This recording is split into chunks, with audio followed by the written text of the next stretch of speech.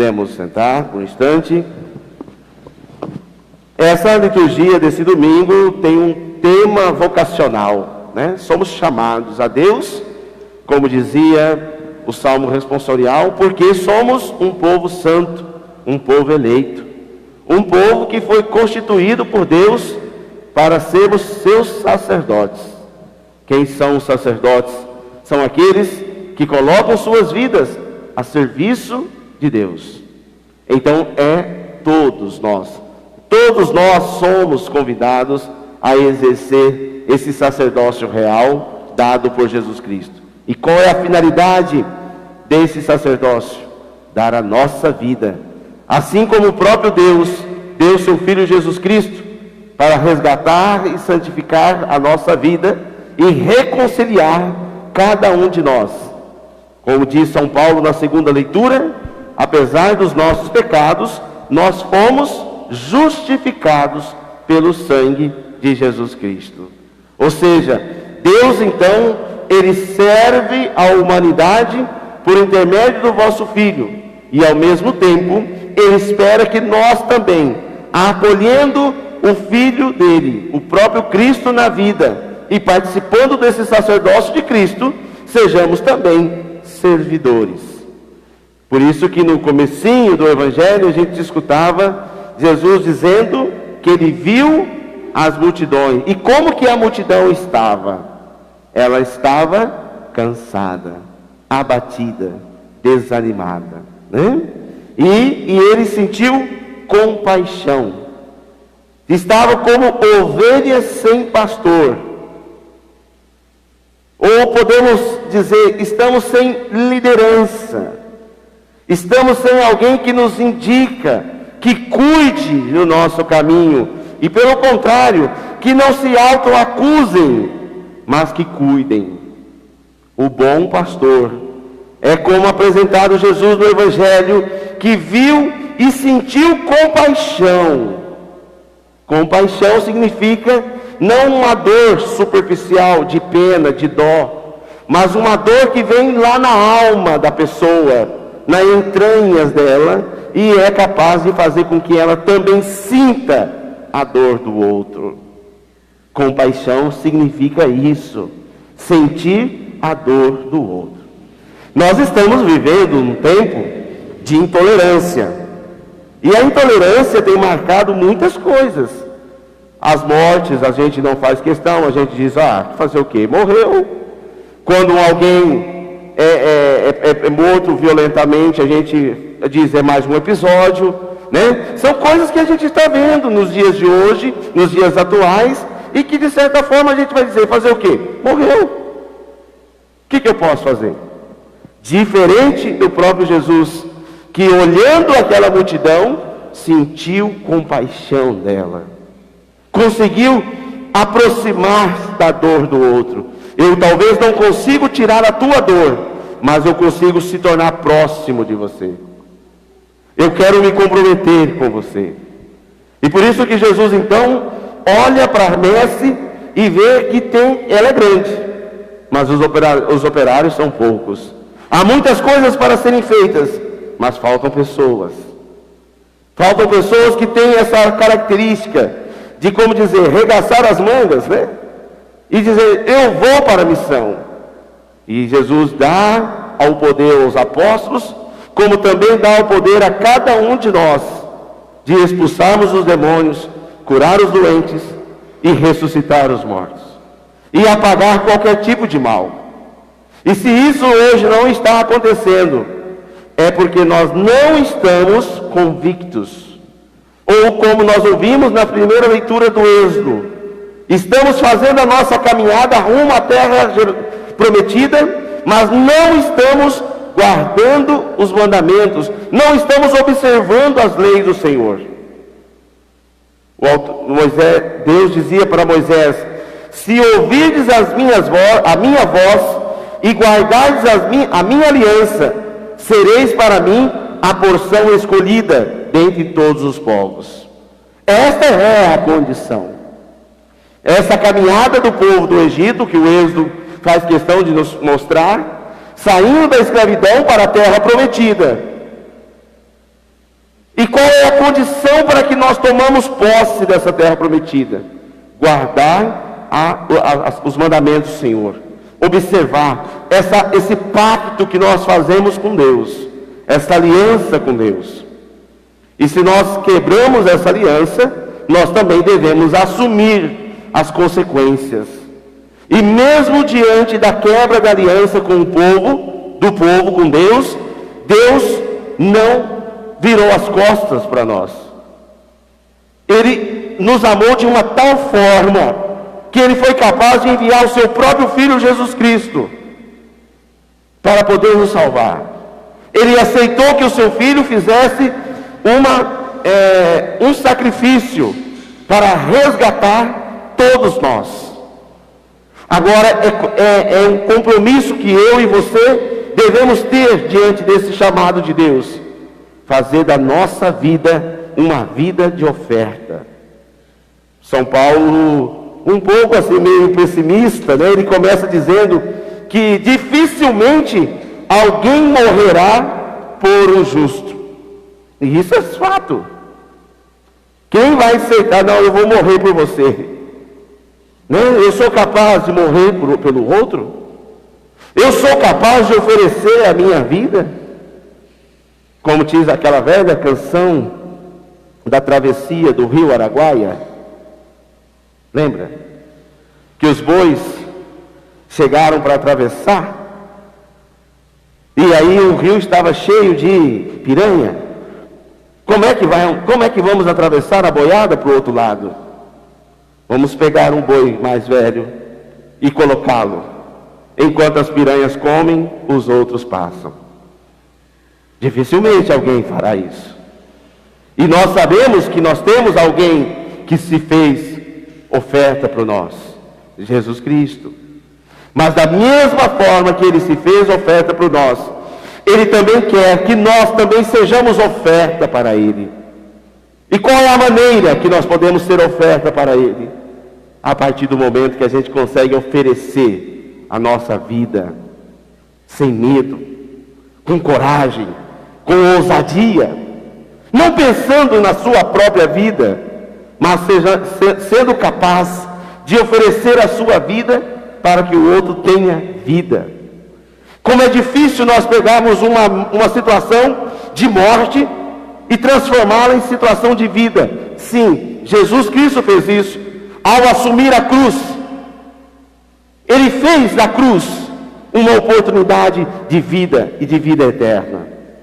Agora cabe a nós assumirmos esse apostolado, esta missão de sermos esses discípulas, entusiasmados pelo reino, que mesmo sabendo de todas as controvérsias e de todas as coisas ruins, porque diz o texto do Êxodo, que aquele povo estava perto do Monte Sinai, armaram as suas tendas porque estavam cansados, precisavam desse tempo de restauração. Talvez a nossa vida não tenha ainda um ponto crucial, porque nós não sabemos descansar em Deus. E quando nós não vamos para o encontro com Deus, e diz o texto que Moisés subiu ao monte, e subir ao monte para nós é estar próximo de Deus. Por isso que as igrejas antigas, era muito comum que a gente ter umas escadarias altas, para que a gente fizesse todo aquele esforço. Quem mora para o lado de baixo aqui sabe que é isso, né? Subir toda essa rua, Rio Solimões ali, tem que praticamente quase pegar um cabo de guerra para puxar. É um sacrifício para mostrar para nós que esse esforço é meu, é seu. Eu não desço ladeira abaixo, mas eu subo. Eu tenho que encontrar essa força, eu tenho que sair, eu não posso ficar na margem da vida. Eu não posso ficar esperando aqui nas periferias, eu tenho que ir para o centro. Eu tenho que ir para o monte, porque é lá que está Deus. E quando eu encontro com esse Deus, eu sou capaz de não só guardar a minha vida, mas eu sou capaz também de lutar para que todos tenham vida, e vida em abundância. Mas a colheita é grande, mas se não tiver trabalhador, acaba, e a colheita estraga. Quando a gente apanhava algodão, tinha que ter bastante gente, porque senão passava o tempo e o algodão estragava. Quantas vidas estão sendo estragadas no meio de nós, porque não tem pessoas que aceitam cuidar dessas vidas, tratar dessas vidas. E aí, é mais fácil nós agirmos com truculência do que cuidar. É mais fácil nós matarmos do que se colocar ao lado, como Jesus fez, sentindo compaixão a tal ponto de resgatar a vida que estava perdida. Jesus Cristo fez isso. São Paulo faz questão de lembrar, quando ainda éramos pecadores, o próprio Jesus se ofereceu por nós. Como que nós, cristãos, não podemos beber dessa palavra, dessa motivação, e encontrar de novo em nossas vidas um sentido, para que assim também no dia a dia possamos ir dando sentido na vida dos outros. Mas uma coisa bonita que tem nesse evangelho é pedir ao Senhor que mande mais operários. Eu tenho sempre dito que as coisas da nossa vida, elas só vão mudar se de fato nós tivermos um coração adorador, um coração que realmente tem coragem, fazer aqui, né? De não ficar embaixo da vida, mas um coração que tem coragem de subir nos degraus da vida, com todo o sacrifício que for necessário, para podermos estar com Deus. A oração faz isso com a gente. A oração nos tira do chão e nos leva para o colo de Deus. E aí sim, nós somos entusiasmados. Pode vir a pandemia, pode vir o que vier, nós não vamos cruzar os braços e não vamos ficar jogando e arrumando culpados, porque o bom pastor, ele dá a vida.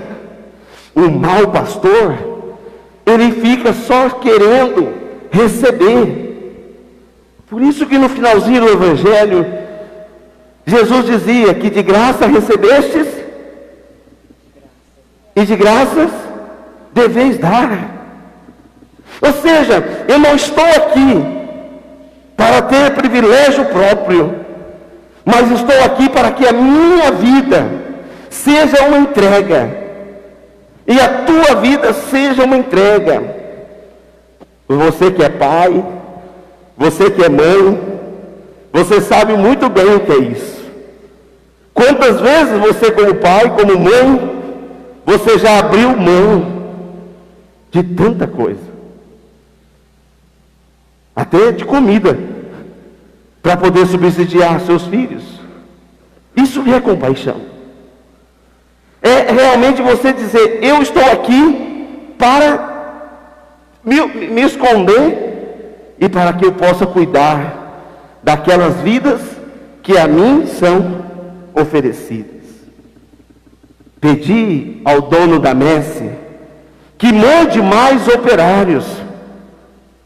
Pedi ao Senhor que mande para nós mais e mais pessoas que tenham coragem, que tenham ousadia de cuidar das famílias, de cuidar das crianças, dos jovens, dos idosos, das famílias que precisam de assistência material e também espiritual, e de tantas coisas.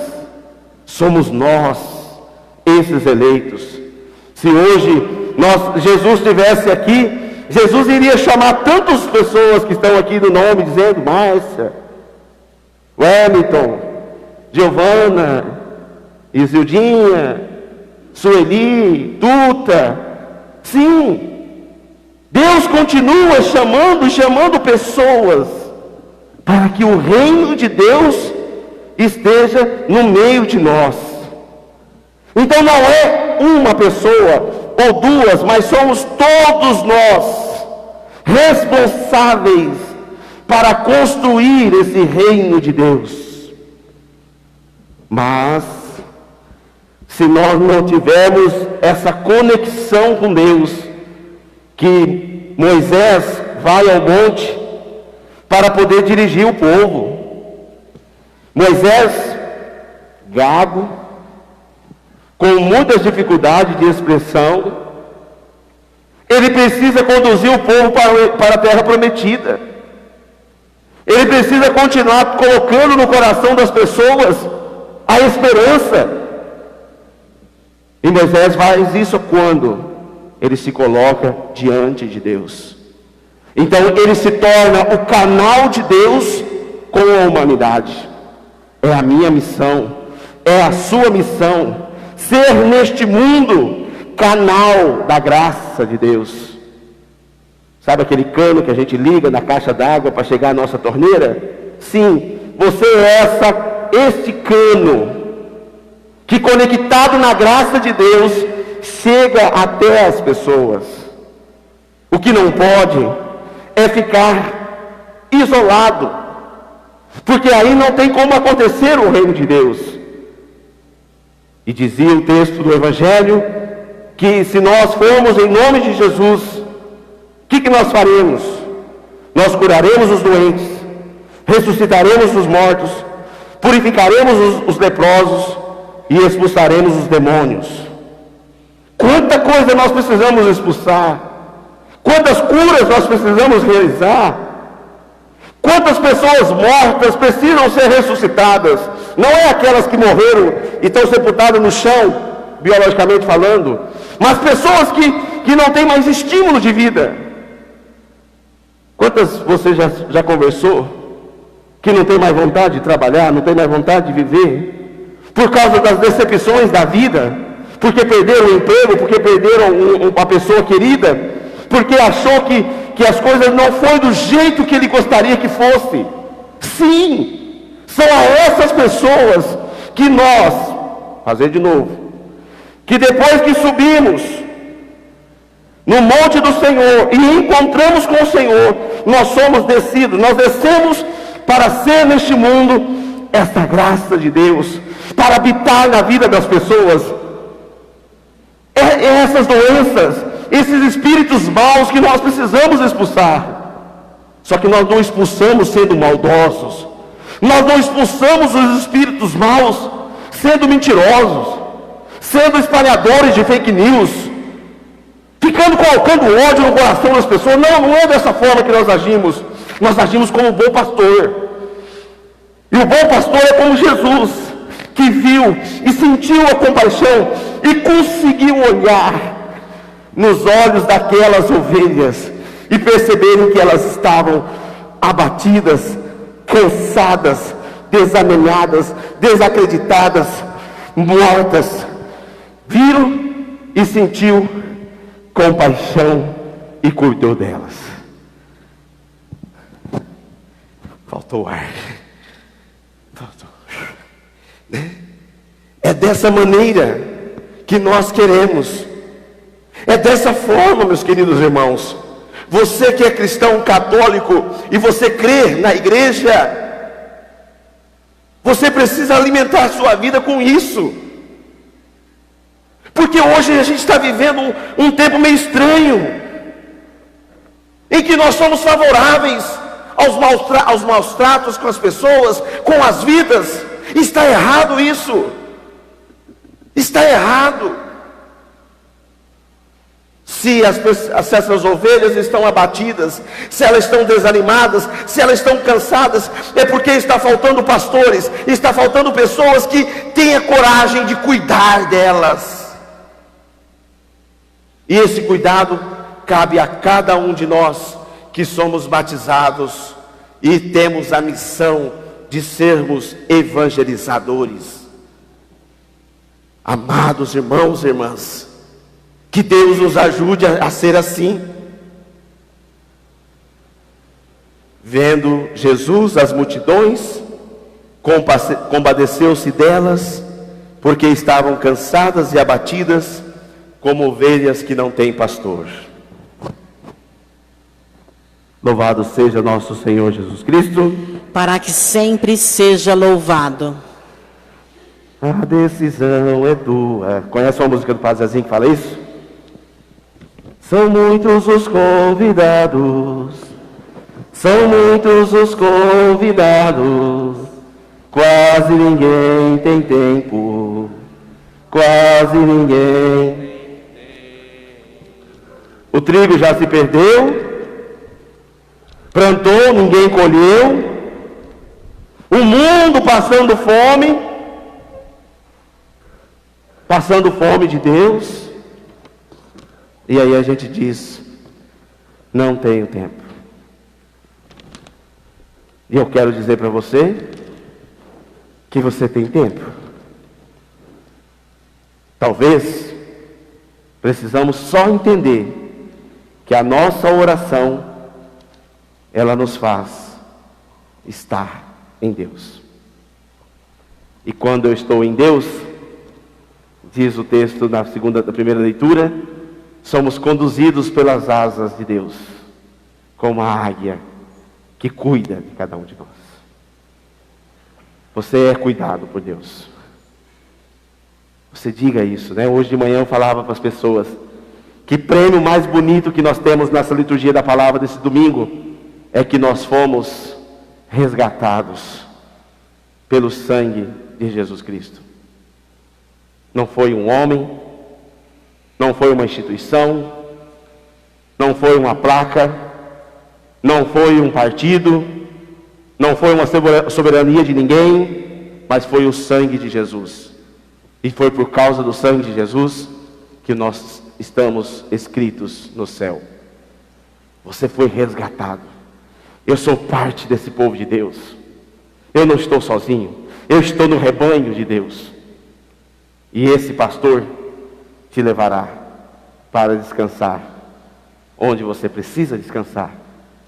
E talvez através da morte, ou da perca, ou de qualquer dificuldade, o Senhor continua sendo o teu pastor.